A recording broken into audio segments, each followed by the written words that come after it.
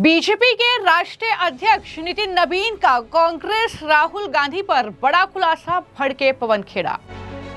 कांग्रेस प्रवक्ता पवन खेड़ा ने पूछा, एप्स्टीन से आपका क्या संबंध है, क्यों डरे हुए हैं? एप्स्टीन से आपका क्या कनेक्शन है, क्यों डरे हुए हो? कांग्रेस नेता इमरान मसूद भी भड़के, कहा कांग्रेस ने देश नहीं बेचा, मोदी ने देश तबाह किया। उन्होंने कभी देश को बेचा नहीं।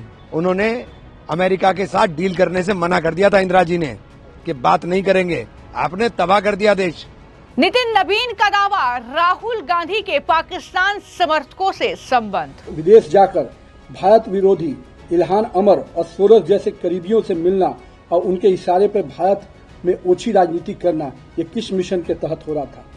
ये दिखता है कि राहुल गांधी की पूरी राजनीति कंप्रोमाइज लीगेसी को ही आगे बढ़ाने वाली रही है, जिसके अंतिम दूत बनकर राहुल गांधी सामने नजर आ रहे हैं। बीजेपी राष्ट्रीय अध्यक्ष का खुलासा, नेहरू से राहुल गांधी तक चला कांग्रेस का समझौता मिशन। किस प्रकार से गांधी परिवार का कंप्रोमाइज मिशन चलता रहा, देश की जनता के कंप्रोमाइज कर हमेशा अपने हितों की रक्षा पर कैसे पूरा नेहरू गांधी परिवार काम किया है। एआई समिट में कांग्रेस के शर्टलेस प्रदर्शन के बाद कांग्रेस पार्टी और बीजेपी के नेता एक दूसरे पर जमकर जुबानी प्रहार कर रहे हैं। अब बीजेपी के राष्ट्रीय अध्यक्ष नितिन नवीन ने जवाहरलाल नेहरू से लेकर राहुल गांधी और पूरे गांधी परिवार के समझौता मिशन का खुलासा किया है।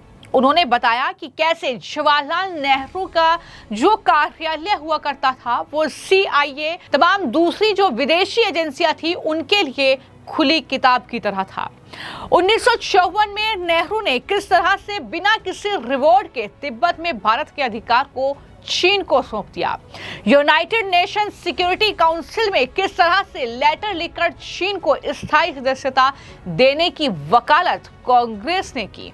ये तमाम आरोप नितिन नवीन ने लगाए और आरोप लगाया कि राहुल गांधी भारत की सुरक्षा एजेंसियों को जानकारी दिए बिना विदेश यात्राएं करते हैं और उनके भारत विरोधी और पाकिस्तान समर्थक तत्वों से करीबी संबंध हैं। ये गंभीर आरोप जो हैं वो एक तरीके से राहुल गांधी और गांधी परिवार पर नितिन नवीन के जरिए लगाए गए। और जैसे ही उन्होंने ये आरोप लगाया तो कांग्रेस पार्टी के नेता पवन खेड़ा भड़क गए और उन्होंने दरअसल पलटवार किया और उन्होंने नितिन नवीन के बयान पर पलटवार किया। इतने भड़के कि एप्स्टीन फाइल का जिक्र एक बार फिर से कर दिया। पवन खेड़ा ने कहा कि सरकार में कौन है, गांधी परिवार नहीं है जो जवाब देते हैं, हमारा तो सब हो चुका है। अब आप बताएं, अगर हम लोग नाराज थे वो हमारे और जनता के बीच की बात है। अब आप 12 साल से सरकार में हैं, उनका जवाब दें। एप्स्टीन से आपका क्या रिश्ता है, आप क्यों डर रहे हैं?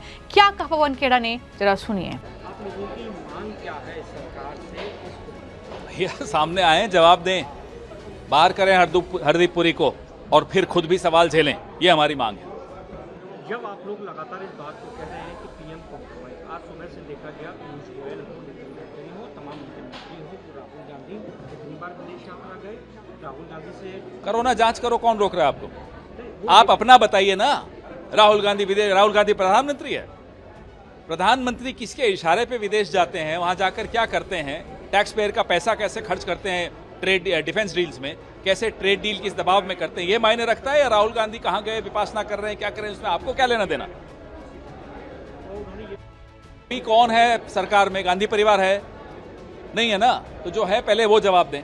हमारे जवाब तो कई बार हम दे चुके हैं, इलेक्शन जीत के सब कुछ हो चुका, हमें सजा जो मिलनी थी सब कुछ हो चुका। अब आप बताइए, लेकिन इन बातों में नहीं। अगर हमारे से कोई लोग नाराज थे तो नाराजगी के कारण अलग थे, उसमें हमने जो हमारे और देश के जनता के बीच की बात। अब तो आप 12 साल से सरकार में हो, उसका तो जवाब दो। एप्स्टीन से आपका क्या कनेक्शन है, क्यों डरे हुए हो? कर दीजिए, हम भी सकारात्मक राजनीति करें। एनसीआर की बुक को लेकर जो विवाद शुरू हुआ है, उस पर हम बाद में अलग एक प्रेस वार्ता करें। तो इस तरीके से कांग्रेस पार्टी की जब पोल खुली है, ना सिर्फ नितिन नवीन बल्कि इससे पहले केंद्रीय मंत्री पीयूष गोयल का गुस्सा भी कांग्रेस पार्टी पर फूटा। उन्होंने विदेशी हाथों की कठपुतली राहुल गांधी को बता दिया और यही वो बयान है जिस पर कांग्रेस पार्टी भड़की हुई है। इमरान मसूद ने बयान दिया है और कहा है कि हमने देश नहीं बेचा, देश तो मोदी जी तबाह कर रहे हैं, अमेरिका टैरिफ लगा रहा है, उनके सामने नतमस्तक हो रहे हैं मोदी जी। ये तमाम बातें उनके जरिए कही गई। क्या कहा इमरान मसूद ने, सुनिए। उन्होंने कभी देश को बेचा नहीं। उन्होंने अमेरिका के साथ डील करने से मना कर दिया था इंदिरा जी ने कि बात नहीं करेंगे, और अमेरिका के साथ जो डील की थी उसके अंदर अमेरिका टैरिफ देता था और हम बिना टैरिफ के बेचते थे। हमारा 3% एवरेज आता था टोटल, और बहुत सारे जीरो थे, और इनका 16% आता था, बहुत सारे 70% तक थे। लेकिन अब उल्टा हो गया, अमेरिका धमका रहा है कि मैं टैरिफ लूंगा, दूंगा नहीं, और 500 बिलियन का माल बेचना पड़ेगा। 500 बिलियन के अंदर कितने जीरो लगते हैं प्रधानमंत्री जी? हमारी अर्थव्यवस्था भी इसको सहन कर लेगी कि नहीं कर लेगी? पूरी अर्थव्यवस्था बैठ जाएगी, सारे कारोबार ठप हो जाएंगे। हम किस तरह कंपटीशन करेंगे? बांग्लादेश से कपड़ा जाएगा, बांग्लादेश का कपड़ा जाएगा बिना टैरिफ के, हमारा कपड़ा 18% टैरिफ देगा। कैसे कंपटीशन करोगे आप? आपने तबाह कर दिया देश। तो आपने कांग्रेसियों का बयान सुना, लगातार इस तरीके के रिएक्शन सामने आ रहे हैं, लेकिन बार बार बीजेपी यही मुद्दा उठा रही है कि एआई समिट में यूथ कांग्रेस के कार्यकर्ताओं का शर्टलेस प्रदर्शन करना, क्या ये भारत को, उसकी छवि को धूमिल करने के लिए किया गया था? क्या ये सोची समझी साजिश का हिस्सा था? क्योंकि विदेशी ताकतों के दम पर राहुल गांधी यहां पर इस तरीके की टूलकिट चलाते रहे हैं, तो सीधे सीधे आरोप बीजेपी के नेता लगा रहे हैं। और अब बीजेपी के राष्ट्रीय अध्यक्ष नितिन नवीन ने यह जोरदार हमला जो एक तरीके से कांग्रेस पार्टी पर बोला है, मीडिया को संबोधित करते हुए क्या कहा उन्होंने, कांग्रेस पार्टी को लेकर क्या आरोप लगाए, जरा सुनिए।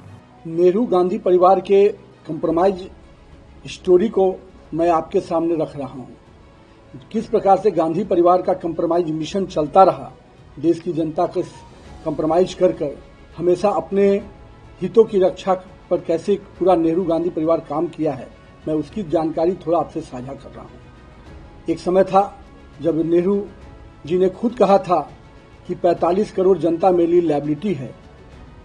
इस एक प्रधानमंत्री के रूप में ये शब्द कितना बड़ा धोखा है देश की जनता के साथ, और उनका किस प्रकार से संबंध रहा विदेशी ताकतों के साथ वो हम सबको ही जानते हैं। और अभी के जो बब्बर शेर बन रहे हैं, राहुल को भी आपने देखा है कि किस प्रकार से विदेशी शक्तियों के कठपुतली बनकर वो काम करते हैं। ये जो पूरा कांग्रेस परिवार का कंप्रोमाइज मिशन रहा है, इसके कुछ अंश आपके सामने रख रहा हूं। इतिहास गवाह है कि नेहरू जी के सचिवालय CIA और अन्य विदेशी एजेंसियों के लिए किस प्रकार खुली किताब के रूप में था। 1954 में नेहरू ने किस प्रकार से बिना किसी रिवाज के तिब्बत में भारत के अधिकार को चीन को सौंप दिया, ये हम सबको जानते हैं। पंचशील की आड़ में किस प्रकार से अक्साई चीन का कब्जा मान लिया गया। यूनाइटेड नेशन सिक्योरिटी काउंसिल में किस प्रकार से पत्र लिखकर चीन को स्थायी सीट देने की वकालत की गई, ये हम सब ने देखा है नेहरू का कंप्रोमाइज मिशन।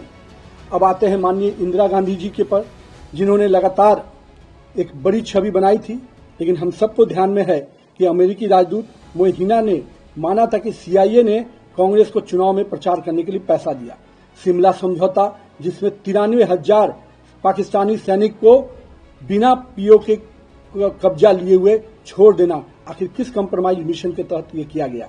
राजनीतिक रूप से कच्चा टीपू जो है श्रीलंका का, उसको किस प्रकार से उपहार स्वरूप श्रीलंका को दे देना, इंदिरा गांधी के कंप्रोमाइज मिशन की स्टोरी बताता है।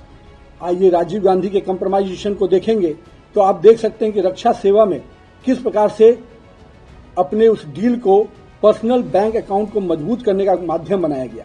बोफोर्स घोटाले में स्वीडिश जांच के लिए किस प्रकार से उसको रोकते हुए अपने मित्र के लिए कोटोरोची को बचाने का किस प्रकार से प्रयास किया गया। हम लोगों ने देखा कि भोपाल गैस कांड में हजारों भारतीयों के हत्यारे वोरेन एडरसन को राजकीय विमान से सुरक्षित देश से बाहर करना, आखिर इस कंप्रोमाइज मिशन का कहानी को ही न बताता है। और इसके बाद सोनिया गांधी जी का, जिनका पूरा राजनीतिक अगर आप देख सकते हैं तो 2004 से 14 के बीच में नेशनल एडवाइजरी काउंसिल के माध्यम से सुपर पीएम बनकर समांतर सरकार और कैबिनेट का संचालन करना निश्चित रूप से कंप्रोमाइज पीएम का मिशन जो कांग्रेस का था उसको पूरा कर रही थी। और आप उसी कालखंड में आपको ध्यान में होगा राजीव गांधी फाउंडेशन को चीन की सरकार और जॉर्ज सोरोस के नेटवर्क से फंडिंग कराना, किस कंप्रोमाइज मिशन के तहत ये काम किया गया, चीनी कम्युनिस्ट पार्टी के साथ कौन सा गुप्त समझौता किया गया, निश्चित रूप से ये उनके कंप्रोमाइज मिशन की झलक है। अब आते हैं जो निगेटिव पॉलिटिक्स के पोस्टर बॉय हैं राहुल गांधी जी। 247 से अधिक विदेशी यात्राएं किए, पर उनमें से अधिकांश यात्राओं को सुरक्षा एजेंसियों को उसकी जानकारी नहीं देना आखिर किस कंप्रोमाइज मिशन के तहत हो रहा था। विदेश जाकर भारत विरोधी इल्हान अमर और सोरोस जैसे करीबियों से मिलना और उनके इशारे पर भारत में ओछी राजनीति करना, ये किस मिशन के तहत हो रहा था। हम लोगों ने देखा था लद्दाख के सेंसिटिव बॉर्डर एरिया में भी किस प्रकार से साकिर मेराली जैसे विदेशी नागरिकों के साथ घूमना, जिसका पूरा कैरियर सोरोस समर्थित पूंजीपतियों के जो चीनी और पाकिस्तानी एजेंसियों का पैसा देने का काम करता है, उन एजेंसियों के साथ जिसका मिली भगत है, उसके लिए आप काम कर रहे थे। ये दिखता है कि राहुल गांधी की पूरी राजनीति कंप्रोमाइज लीगेसी को ही आगे बढ़ाने वाली रही है, जिसके अंतिम दूत बनकर राहुल गांधी सामने नजर आ रहे हैं। और दूसरी ओर पूरे कांग्रेसियों की जो अराजकतावादी मानसिकता को राहुल गांधी लगातार आगे बढ़ा रहे हैं, वो दिखता है कि राजनीति की जो कंप्रोमाइज एटीट्यूड रहा है उनका, पहले देश की हितों को कंप्रोमाइज करना, देश की राजनीतिक दिशाओं को कंप्रोमाइज करना, और मैं तो कहता हूं कि बड़े पैमाने पे जो युवाओं का एक सकारात्मक सोच आगे बढ़ने की बात आती है, जो देश आज सबसे बड़ी युवा आबादी के साथ खड़ा है, उस युवाओं को भी गलत रास्ते पे भटकाने का काम कोई कर रहा है। तो ये सोनिया, राहुल और जो कंप्रोमाइज मिशन के तहत चल रहा है भारत के लिए, वो निश्चित रूप से हम सबको सचेत होने की बात है। और मैं तो मानता हूं कि भारत की जनता इनके कंप्रोमाइज मिशन को समझ चुकी है। ये देश के हितों के साथ कोई भी समझौता कर सकते हैं, इसके लिए देश की जनता उनको भी आने वाले समय में भी सजा देगी, तब जाके इनको समझ में आएगा। तो नितिन नवीन के यही वो बयान थे जिसको लेकर कांग्रेस पार्टी के प्रवक्ता पवन खेड़ा से लेकर उनके नेता इमरान मसूद और अन्य नेता भड़के हुए हैं, और इस तरीके से भारत और अमेरिका ट्रेड डील को लेकर इस तरीके के आरोप लगातार प्रधानमंत्री नरेंद्र मोदी उनकी इजराइल यात्रा को लेकर मनगढ़ंत आरोप जो है वो लगाए जा रहे हैं, और इस तरीके से कुछ कांग्रेसी नेता बौखलाए हुए हैं। फिलहाल आपकी इस मामले को लेकर क्या राय है, हमें कमेंट बॉक्स में जरूर लिखें। धन्यवाद।